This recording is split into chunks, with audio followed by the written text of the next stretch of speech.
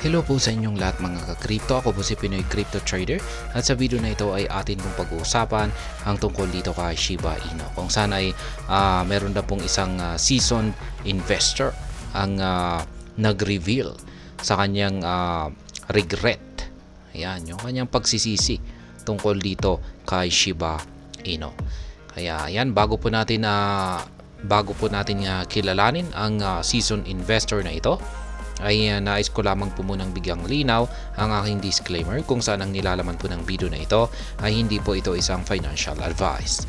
For education and information purposes lamang po ang layunin nito. Maliban po dito ay nais ko na rin pong magbigay babala na wala pong kahit anumang group chat ang Pinoy Crypto Trader. At ayan po ang season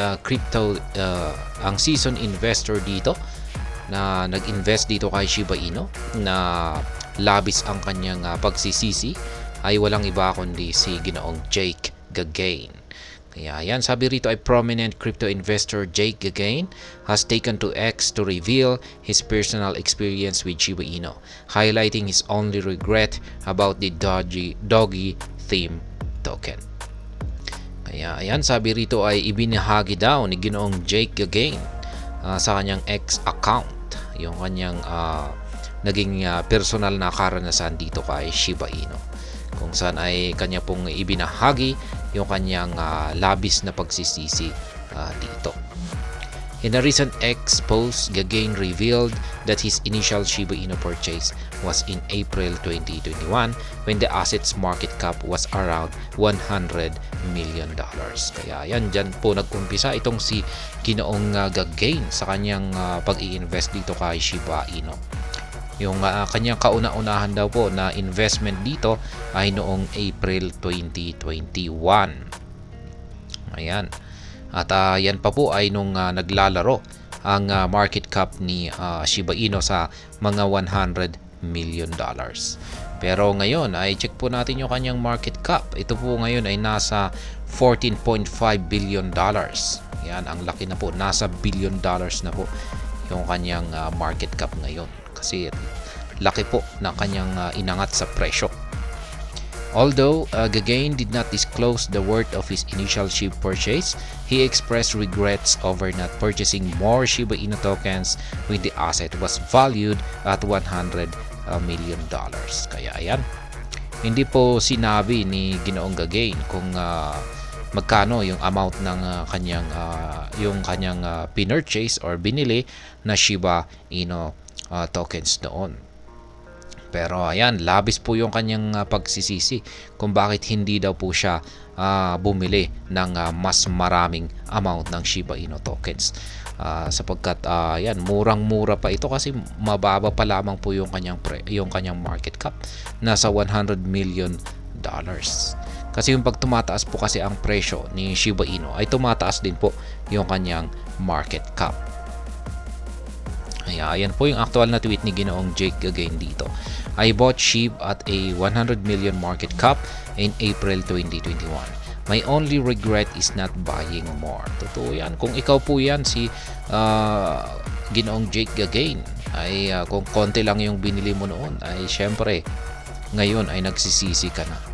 Kaya dapat ay bumili ka pala ng mas malaki or mas maraming amount noon. Kaya ganyan po yung nararanasang pagsisisi ngayon ni Ginoong Jake Gagain. Gagain's regret reflects a similar sentiment among early crypto investors who, after experiencing significant return on their investment, wish they had invested more money to maximize their returns. Kaya ayan, hindi lamang po nag-iisa dito si Ginoong Jake Gagain. Yan, marami na rin pong mga early investors ni Shiba Inu ang may karanasan na katulad po niya.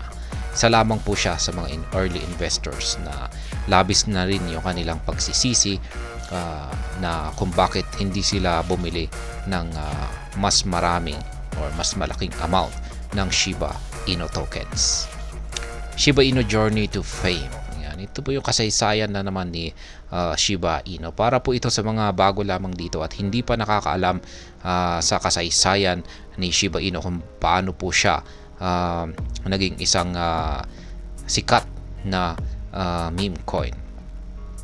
Ayan. As of April 2021, Shiba Inu hadn't garnered much attention among crypto enthusiasts. Kaya ayan, hindi po kasi gaanong sikat itong si Shiba Inu noong siya ay bagong labas pa lamang. Notably, many investors expected it to fade away given that it launched as a meme coin. Ayan. Karamihan daw po sa mga investor kasi ay ang tingin nila kay Shiba Inu ay maglalaho rin po ito at hindi po magtatagal sapagkat isa po kasi itong meme coin. Yan, kapag sinabi po kasi nating meme coin ay joke lamang po ito or ginawa po lamang ito bilang katuwaan. Kaya yan, the trend with most meme coins is to record a minimal surge and then fade to oblivion or get rug. Kaya yan, yung tingin po ng mga investors noon sa mga meme coin ay pump and dump. Ayan, magpa-pump po siya tapos babagsak din. Kaya ganyan po yung kadalasan na nangyayari sa mga meme coin kasi noon. Shortly after Gagain bought his first SHIB tokens, Shiba Inu started seeing major developments and significant price upswings that attracted the interest of the broader crypto market. Kaya yan, pagkatapos daw pong makabili ng SHIB tokens itong si Ginoong Gagain, ay dito na po nag-umpisa itong si Shiba Inu na magkaroon ng mga major developments. Yan, at makaranas ng matitinding pag-angat sa kanyang presyo. For instance, in May 2021, Ethereum co-founder Vitalik Buterin sent 410 trillion SHIB tokens to a dead wallet. The tokens were gifted to him by Shiba Inu's pseudonymous founder Ryoshi as a part of marketing strategy. Ayan, active pa noon dito si Ginoong Ryoshi, ang founder po ng Shiba Inu. At yung kaniyang ginawa po kasi rito ay meron pong yung total po na supply ni Shiba Inu ay nasa 1 quadrillion. Ngayon ay sinend po niya yung kalahati dito kay Ginoong Vitalik Buterin, ang founder ng Ethereum, bilang isang regalo. Ayan, at part na rin po ng marketing strategy kung sana inaasahan po nila na baka i-promote, baka sakaling magustuhan ito ni Ginoong Vitalik Buterin at i-promote niya itong si Shiba Inu. Pero ang ginawa po ni Ginoong Vitalik Buterin ay sinend po niya ito.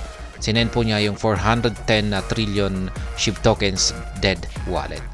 Yung 10% naman ay sinend po niya sa charity. Ayan, 90% ay napunta na sinunog ni Ginoong Vitalik Buterin at yan nga 10% napunta sa charities. At yung top crypto exchange na rin na si Binance ay linista po nila itong si Shiba Inu sa kanilang platform noong May 2021. Kaya ayan, dahil dulot po ng mga positibong developments dito kay Shiba Inu, ito po yung nagdulot sa kanya para magkaroon ng para makamit niya yung kanyang pinakamataas na presyo na nasa 40 digits 8845 kung saan ay nakamit po niya ito noong mga October 28, 2021. Kaya yan, hanggang ngayon ay ito pa rin po yung kanyang nananatiling all-time high na presyo, ang 40 digits 8845. Ibig pong sabihin ay ito po yung pinakamataas na presyo na nakamit niya sa buong kasaysayan ni Shiba Inu. Ayan, pero ngayon ay marami pong umaasa na pagkatapos po ng dulot po ng naganap na Bitcoin halving natin ngayon ay yan, maraming umaasa na baka mababasag ngayon ni Shiba Inu ang kanyang all-time high na ito. Maaaring next year po kung saan ay makakaranas ng peak season ang buong crypto market. Ayan, yan po ulit. Ang seasoned investor po dito ay si Ginoong Jake Gagain, kung saan ay nagbinahagi po niya yung kanyang labis na pagsisisi dito kay Shiba Inu kung bakit siya hindi bumili ng mas maraming amount ng Shiba Inu tokens noong umpisa, noong bagong labas itong si Shiba Inu. Kasi kung pag bumili siya ng maraming amount noon ay laki na po siguro ng kanyang kinita dito. At hanggang dito na lamang po tayo sa video na ito mga ka-crypto. Sana po ay inyong nagustuhan ang aking paliwanag sa video na ito. Kung inyo po itong nagustuhan ay pakiclick lamang po ang like button nito. Para naman po sa mga bago lamang dito, kayo po ay aking inaanyayahan para mag-subscribe. Pakiclick na rin po ang bell icon nito dahil ito po ang siya magsisilbing notification nito sa mga bago kong videos na akin pong ina-upload sa aking YouTube channel na ito. Marami pong salamat sa panonood. Ingat po tayo lagi at God bless po sa ating lahat.